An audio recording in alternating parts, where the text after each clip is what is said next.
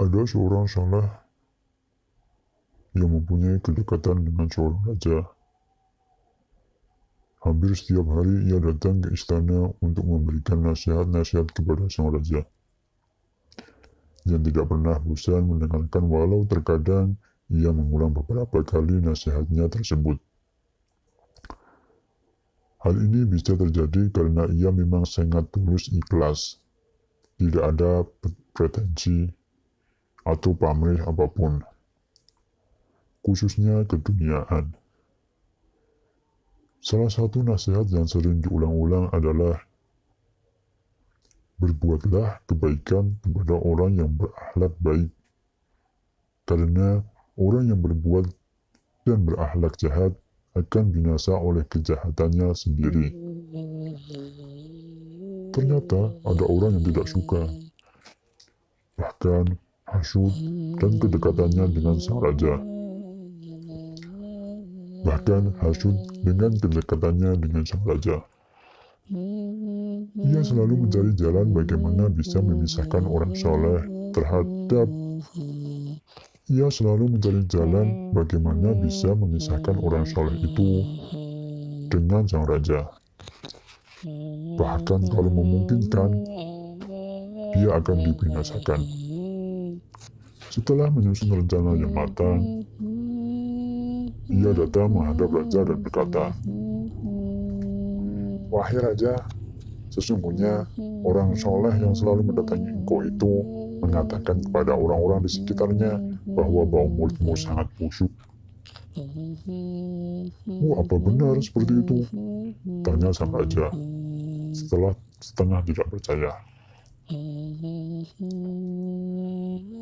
Lelaki penghasut itu berkata lagi, "Kalau Tuan Raja tidak percaya, perintahkanlah ia untuk mendekat, niscaya ia akan menutup mulut dan hidungnya." Sepertinya sang raja termakan oleh hasutnya dan berkata, "Pulanglah engkau, aku akan mengecek kebenaran ucapanmu itu." Keesokan harinya, pagi-pagi sekali sebelum berangkat ke istana raja, orang soleh tersebut diundang ke rumah si lelaki penghasut. Setelah memberikan nasihat-nasihat yang diminta, orang soleh itu disuguhi hidangan dan dipersilahkan memakannya. Ternyata, si penghasut tersebut membubuhkan banyak sekali bawang putih dalam masakannya tersebut, sehingga mulut si orang soleh itu berbau tidak sedap, bau bawang putih yang menyengat. Orang soleh itu segera berpamitan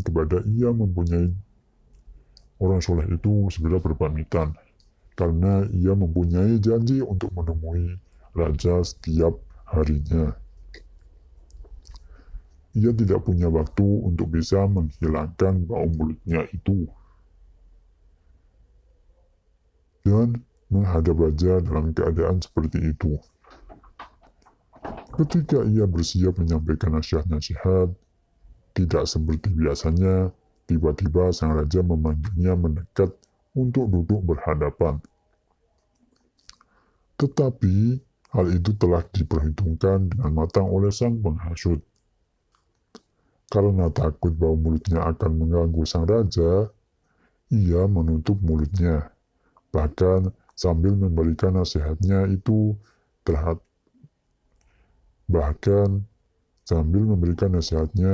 ia tetap menutup mulut dengan tangannya. Melihat sikap orang soleh itu, raja jadi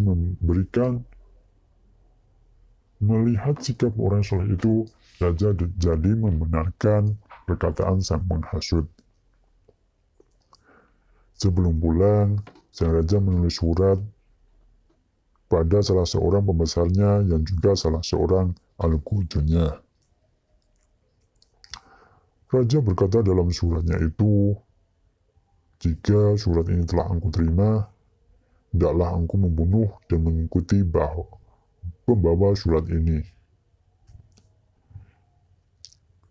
Raja berkata dalam suratnya itu. Raja menuliskan dalam suratnya itu, yaitu, jika surat ini telah engkau terima, hendaklah engkau membunuh dan mengguliti pembawa surat ini. Setelah itu, hendaklah engkau kirimkan lagi kepadaku kepala dan kulitnya sebagai bukti engkau telah melaksanakan tugas. Setelah diberi amplop tertutup dengan disegel cap kerajaan,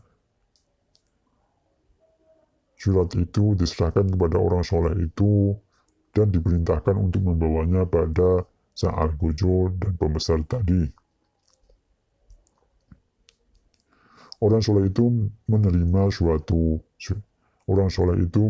surat itu tanpa curiga sama sekali, dan segera berangkat menuju tempat yang diperintahkan. Akan tetapi, di tengah jalan, ia bertemu dengan sang penghasut itu. Sang penghasut melihat orang soleh itu mendapatkan amplop dari sang raja dengan tulisan dan segel kerajaan. Karena hasutnya atau sifat iri dan tidak senang jika orang lain mendapat kenikmatan dan menginginkan hilangnya kenikmatan tersebut, sang penghasut menghampiri orang soleh itu dan berkata, "Surat apakah ini?" Orang soleh itu berkata, "Surat ini ditulis oleh raja dan aku diperintahkan untuk mengantarkannya." "Berikanlah kepadaku," kata si penghasut. Orang soleh itu mencoba bertahan bahwa itu adalah tugasnya. Tetapi si penghasut memaksa sehingga ia menyerahkan surat itu kepadanya. Si penghasut segera berlalu menuju tempat tinggal algojo dan pembesar tadi. Setelah menyerahkan surat itu, ia menunggu dengan gembira dan menebak-nebak hadiah apa yang akan diterimanya. Akan tetapi, tanpa disangka-sangka, prajurit sang pembesar tadi langsung menangkap sang penghasut yang membawa surat itu.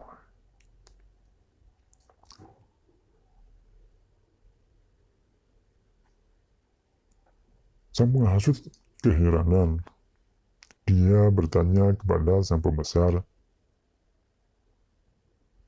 "Kenapa engkau menangkap aku?"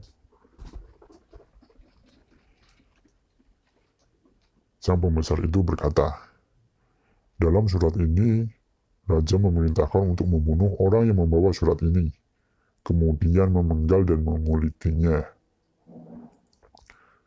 Seketika pucat basi wajah sang penghasut itu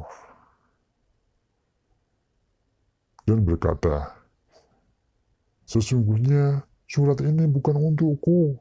Izinkan aku untuk menghadap dan menjelaskannya kepada raja." Sang pembesar tidak mau tahu.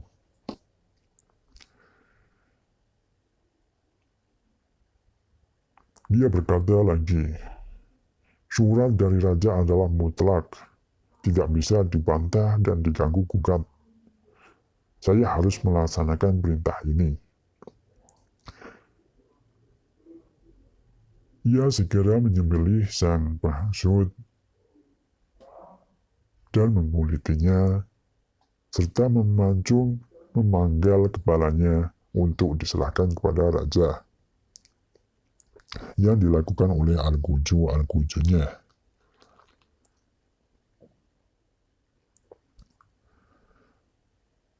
Kemudian dikirimkannya kepala dan kulit itu kepada sang raja. Ketika sang raja menerimanya, Raja sangat terkejut. Raja sangat terkejut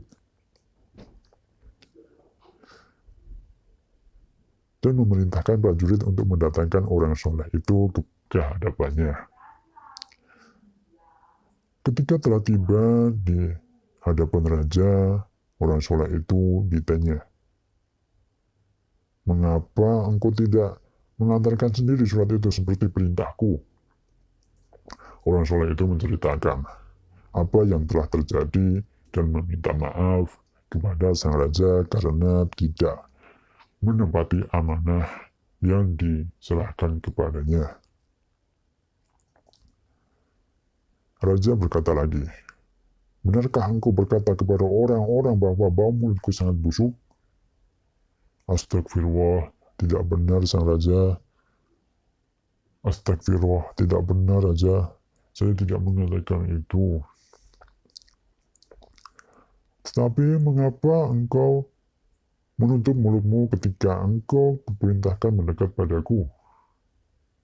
Orang soleh itu menceritakan peristiwa yang dialaminya tersebut yang sebelumnya telah dilewatinya bersama sang penghasut. Raja mengangguk-angguk kepalanya. Raja mengangguk-anggukkan kepalanya dan mulai mengerti akar perkaranya. Raja berkata lagi, "Benar sekali ajaran dan nasihatmu. Orang jahat itu akan binasa karena kejahatannya sendiri. Wallahu a'lam bishawab."